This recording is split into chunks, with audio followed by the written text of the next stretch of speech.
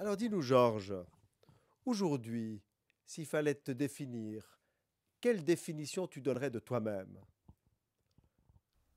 Eh bien, je te dirais que je suis content d'avoir mon âge, d'avoir vécu ce que j'ai vécu.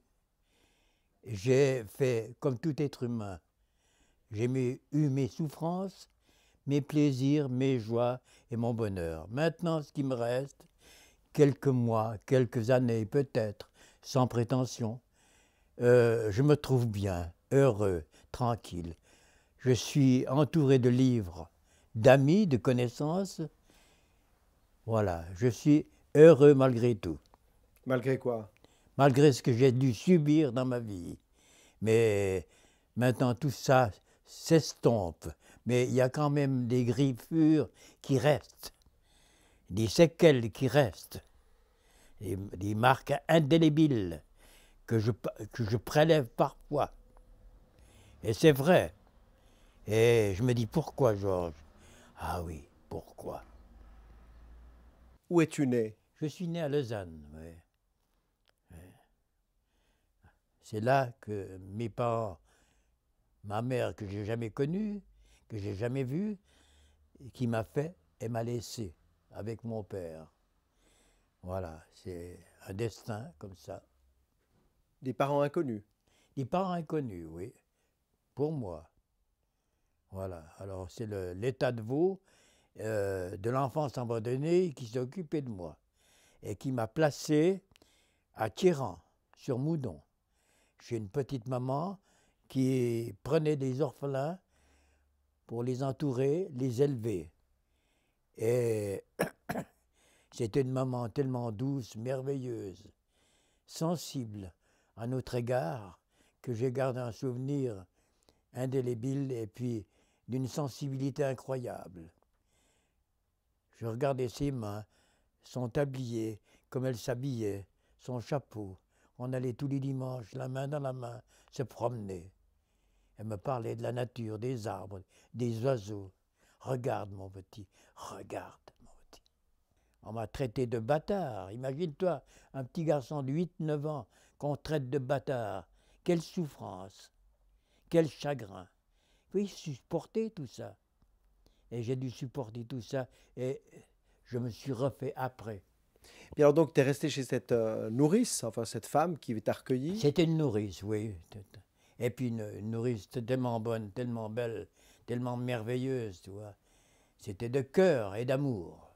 Puis ensuite, tu as dû la quitter.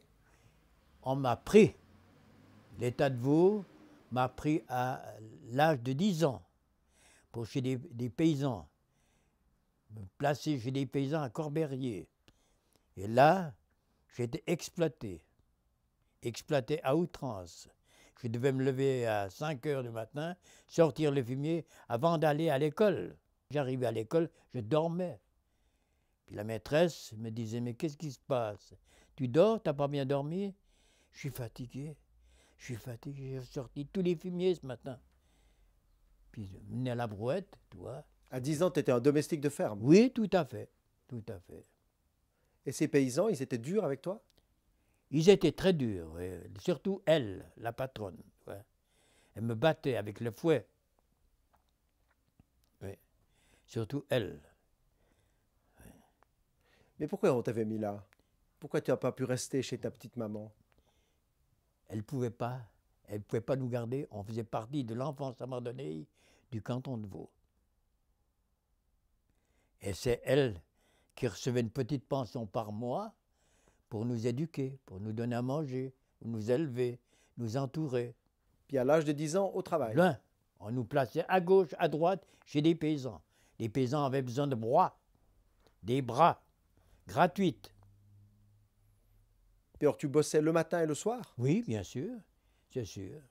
Le soir, il fallait que j'aille sortir le fumier, il fallait étriller les vaches, il fallait faire ce qu'il fallait faire à la campagne.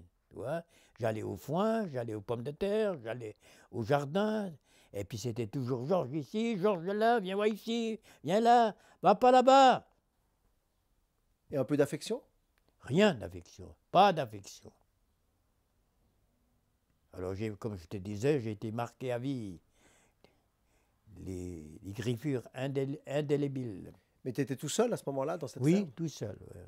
Alors, ma petite maman, un jour, j'étais en train de garder les vaches, et puis je pensais toujours à ma petite maman. J'étais toujours avec elle. J'avais besoin d'elle. Je cherchais un réconfort auprès d'elle, mais elle n'était pas là. Et un jour, je gardais mes vaches. Je me retourne, puis j'entends « Georgie !» C'était ma petite maman. Je l'ai revue. J'ai hurlé. J'ai pas pleuré. J'ai hurlé toute l'angoisse qui devait sortir. Le chagrin, la peine, le tourment. J'ai hurlé. J'ai été vers elle, je l'ai embrassée. J'ai embrassé ses chaussures, j'ai embrassé son tablier. J'ai embrassé tout ce qui faisait partie de ma petite maman. J'avais besoin d'elle. Besoin d'elle. J'étais un garçon sensible. Ouais, et puis elle m'avait rendu peut-être aussi sensible, tu vois. Elle était venue en visite te voir? Oui, cachée par la maîtresse. Elle dormait chez la maîtresse pendant 2-3 jours. Et puis, elle était restée là. C'était la maîtresse qui l'avait fait venir. Voilà. C'était un choc psychologique pour moi. Un enfant qui revoit sa petite mère, sa petite maman, nourricière, qui lui a tant donné. C'est un choc. J'avais besoin. Alors, je faisais que de pleurer. Et puis, on me tapait. À la ferme, on me tapait. Qu'est-ce que tu as à pleurer? Tu n'as rien à pleurer? Tu as à manger, tu as à boire. Ça suffit. Puis alors après, on t'a enlevé de cette famille? Oui, alors, voilà ce qui s'est passé. Un jour, la maîtresse me dit, écoute, Georges, il faut qu'à 11 heures, tu restes à l'école. Alors, j'ai dit, non, je ne reste pas, moi. Non, non, parce que je dois rentrer. Et puis, si je rentre en retard, elle me tape, la maison, la patronne. Comment elle te tape? Oui, elle me tape. Il y a 3 messieurs qui vont venir te voir, te rencontrer, et parler avec toi. J'ai dit non, moi je ne reste pas. Puis pour finir, j'ai dû rester. Il y avait le maire du village, il y avait un gendarme d'Aigle, et puis un du département de l'enfance abandonnée qui était là. Fonctionnaire, sans cœur, SS, sans sentiment, fonctionnaire.